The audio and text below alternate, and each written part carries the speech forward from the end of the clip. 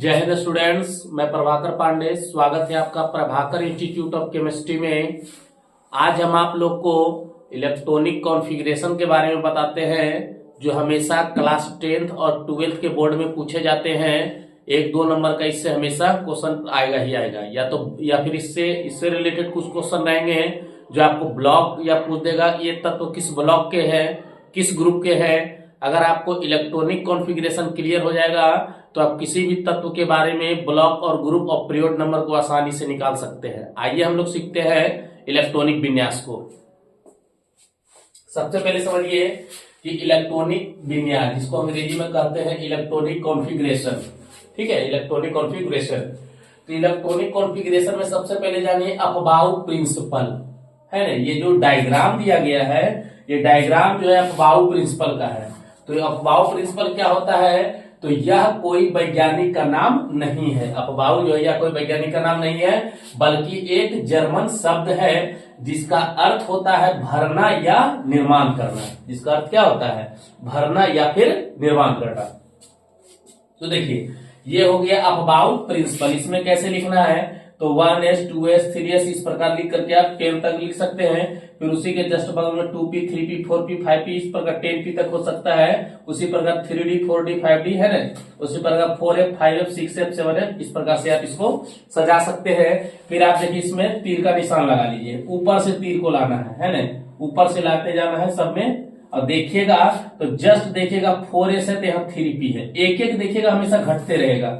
5s है ना तो 4p 3d है ना, 6s है 5 है 4 है, 7 है 6 है 5 है 4 है ना, 8 है 7 है 6 है 5 है। इस प्रकार से इसको क्या कर लेना है? सेट कर लेना। ये ध्यान रखना है कि s सब सेल में मैक्सिमम जो होंगे 2 इलेक्ट्रॉन होंगे, 2 से कम हो सकता है ना।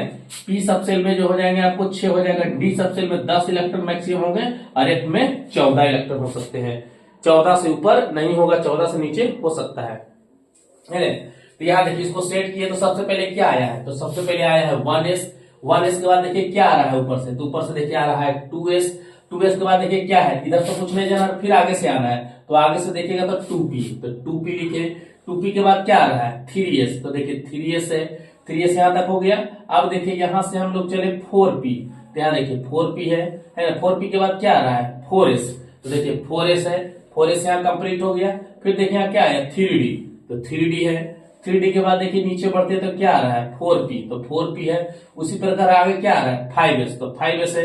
उसी प्रकार आगे चलेंगे तो फिर 4d 5p 6s है ना, फिर 4f 5d 6p 7p। उसी प्रकार ऊपर से इसको सेट करना है। इलेक्ट्रॉनिक कॉन्फ़िगरेशन कहते किसे हैं? तो किसी तत्व या ऐसे लिखिए, किसी तत्व या परमाणु में उपस्थित, या कर दीजिए किसी तत्व या परमाणु में उपस्थित इलेक्ट्रॉन को विभिन्न सब सेलों में बांटने की प्रक्रिया को ही इलेक्ट्रॉनिक कॉन्फ़िगरेशन कहते हैं। मेनली रूप से आपको अगर ये याद रहेगा तो आप किसी भी एलिमेंट का आप इलेक्ट्रॉनिक कॉन्फ़िगरेशन निकाल सकते हैं, है ना। अगर आपको ये याद है इस प्रकार, अगर ये आपको कंप्लीट समझ में आ रहा है तो ये इसी के आधार पर हम किसी भी तत्व का इलेक्ट्रॉनिक कॉन्फ़िगरेशन कर सकते हैं, है ना। इसको आप स्क्रीनशॉट ले लीजिए। हम आपको जो है इलेक्ट्रॉनिक कॉन्फ़िगरेशन जो क्लास 10th में हमेशा 10th में भी आता है, 12th में भी आता है, हम आपको ब्लॉक और ग्रुप और पीरियड तीनों को हम निकाल करके सिखाते हैं। इसको आप स्क्रीनशॉट ले लीजिए। देखिए अब जो है हम इसको देखिए हटाते हैं, है ना। इसको देखिए हटाए, अब हम आपको देखिए विन्यास करके सिखाते हैं, है ना। इसको सिर्फ रहने देते, इसका यूज होगा।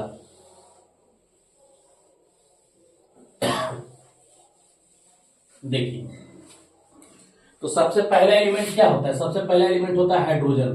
तो हाइड्रोजन के कितने परमाणु संख्या होती है? 1। तो 1 ले लिए और इसका विन्यास क्या होगा? सबसे पहले क्या आता है? s, तो 1s। तो 1s जब परमाणु संख्या 1 है तो इलेक्ट्रॉन इसमें कितना होगा? 1, क्योंकि फॉर्मूला पढ़े होंगे कि Z बराबर P बराबर E। जितना परमाणु संख्या होता है उतना ही प्रोटॉन होता है, उतना ही इलेक्ट्रॉन होता है। और इलेक्ट्रॉनिक विन्यास जो होता है वो किसका होता है? इलेक्ट्रॉन का होता है ना। तो यहाँ जब परमाणु संख्या 1 है तो इलेक्ट्रॉन में कितना होगा? 1 होगा। तो 1s 1 पहले देना है, 1s 1। इसकी कैपेसिटी 2 तक है। तो अगला एलिमेंट क्या हो जाएगा? हीलियम। तो यहाँ क्या लिखेंगे? 1s 2, ये फुल हो गया, है ना। अगला एलिमेंट क्या है, लिथियम। तो लिथियम का क्या कर सकते हैं, 1s2, 1s के बाद देखिए क्या आ रहा है 2s, तो 2s 1 हो जाएगा, है ना, क्योंकि 3n करना है। तो यहाँ देखिए 3 है, ये 2 है, ये 3 हो गया, तो 2 और 1 3 हो गया, यहाँ 2 है। अगर अगला लिया हम बेरिलियम, तो बेरिलियम कितना हो जाएगा 4, तो 1s2 2s2, क्योंकि s की कैपेसिटी 2 होती है, तो इसमें 2 दे देती है, ये भी क्या हो गया फुल हो गया। अगर आप क्या लेंगे बोरोन, तो बोरोन का क्या हो जाएगा 1s2 2s2, और उसके बाद 2s के बाद देखिए क्या आ रहा है 2p, तो 2p कितना कर देंगे 1 कर देंगे, क्योंकि हमको कितना लाना है 5, तो 2 और 2 4 और 1 5, इलेक्ट्रॉन ऊपर देखिएगा 2 2 4 और 1 5 हो गया। समझ रहे हैं, ये बोरोन तक हो गया। आगे देखिए हम लिखते हैं कार्बन का, तो कार्बन क्या हो जाएगा 1s2 2s2 2p। अब देखिए इसको लाना वो कितना 6 करना है, तो 2 2 4 और 2 कितना हो जाएगा 6। अब लिखा हमने नाइट्रोजन का, तो नाइट्रोजन क्या हो जाएगा 1s2 2s2 2p, 2p के देखिए इसका कितना होता है 7, तो 2 2 4 और 3 7 हो गया। अब क्या लिखा ऑक्सीजन 8, तो क्या हो जाएगा 1s2 2s2 2p 4 हो जाएगा, क्योंकि 2 2 4 और 2 2 2 4 और 4 8 हो जाएगा, है ना। हमको 8 लाना है। अगला क्या लिखे फ्लोरीन 9 लिखे, तो 1s2 2s2 2p 2p कितना हो जाएगा 5, क्योंकि हमको 9 लाना है, तो 5 2 7 2 9। अब क्या लिखे हमने नियॉन, नियॉन कितना होगा 10, तो 10 के लिए क्या हो जाएगा 1s2 2s2 2p 6, 10 लाना है, तो 6 2 8 और 2 10, ये देखिए फुल हो गया, है ना, क्योंकि हमको सेल भी पूरा करना है। पहला में 2 होता है ना 2, उसके बाद फिर कितना 8 हो गया, है ना। उसी प्रकार अगर हम लिखते हैं सोडियम का, तो सोडियम कितना हो जाएगा 11, तो क्या हो जाएगा 1s2 2s2 2p 6, यहाँ कॉमा लग जाएगा। और उसके बाद 2p के बाद कितना आ रहा है 3s, तो 3s कितना कर देंगे 1, 3s 1। अब अगर हमने लिखा मैग्नीशियम, तो मैग्नीशियम के लिए क्या हो जाएगा 1s2 2s2 2p 6 3s 2 हो जाएगा, 3s कितना हो गया 2 हो जाएगा, है ना। अगर हमने लिखा अगला एल्युमिनियम, एल्युमिनियम कितना हो जाएगा 13, 1s2 2s2 2p 6 3s 2, 3s का 3p 1, है ना। इस तरह से आप लिख सकते हैं। अगला हमने लिखा सिलिकॉन, सिलिकॉन कितना हो जाएगा 14, क्या हो जाएगा 1s2 2s2 2p 6 3s 2 3p। अब देखिए हमको कितना लाना है 14 कर देना है, तो 10 और 2 12 और 2 14। अगर हम लिख फास्फोरस 15, क्या हो जाएगा 1s2 2s2 2p 6 3s2 3p, 10 2 12 3 15। इसी प्रकार आप किसी भी एलिमेंट का विन्यास कर सकते हैं, अगर आपको ये याद रहेगा तो, है। इसको स्क्रीनशॉट ले लीजिए।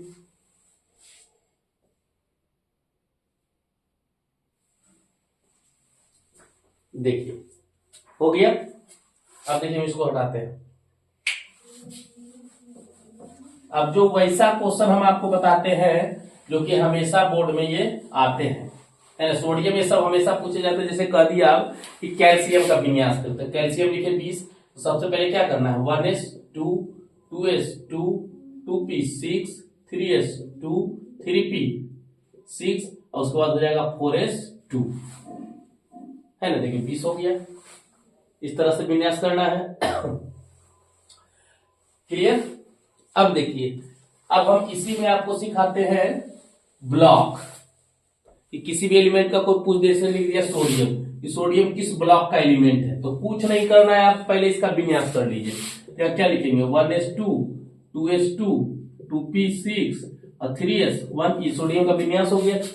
तो ब्लॉक का नियम कहता है कि किसी भी तत्व या परमाणु का लास्ट इलेक्ट्रॉन, किसी भी तत्व या परमाणु का लास्ट इलेक्ट्रॉन जिस ब्लॉक में प्रवेश कर जाता है उसे उसी ब्लॉक का तत्व माना जाता है। जैसे इसका लास्ट इलेक्ट्रॉन किसमें प्रवेश कर गया है, एस में प्रवेश कर गया है। इसका अगर पूछा जाए कि सोडियम किस ब्लॉक का एलिमेंट है, तो सोडियम जो है एस ब्लॉक का एलिमेंट है, ठीक है। अगर पूछा जाए कि कैल्शियम, कैल्शियम लिख दिए, कैल्शियम किस ब्लॉक का, तो विन्यास कर लेंगे 1s2 2s2 2p6 3s2 3p6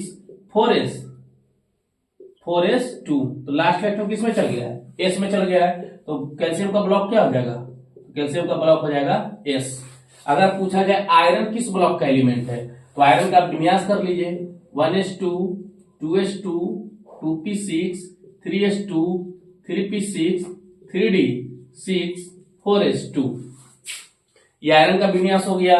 iron का विन्यास हो गया तो अगर इसका नियम है कि लास्ट इलेक्ट्रॉन जिस ब्लॉक में प्रवेश कर जाता है उसे उसी ब्लॉक का तत्व माना जाता है, लेकिन यदि किसी तत्व या परमाणु का डी सब सेल अधूरा हो, डी सब सेल में अगर 10 इलेक्ट्रॉन से कम पाए जाते हो तो उसे डी का ही तत्व माना जाएगा। तो इसमें देखिएगा डी में इलेक्ट्रॉन की कैपेसिटी 10 होती है, लेकिन यहाँ इलेक्ट्रॉन कितना है, 6 ही इलेक्ट्रॉन है। तो यहां पर अगर ब्लॉक पूछा जाएगा तो यहां पर ब्लॉक हो जाएगा डी। ठीक है, यह हो जाएगा डी, इसको लिख लीजिए।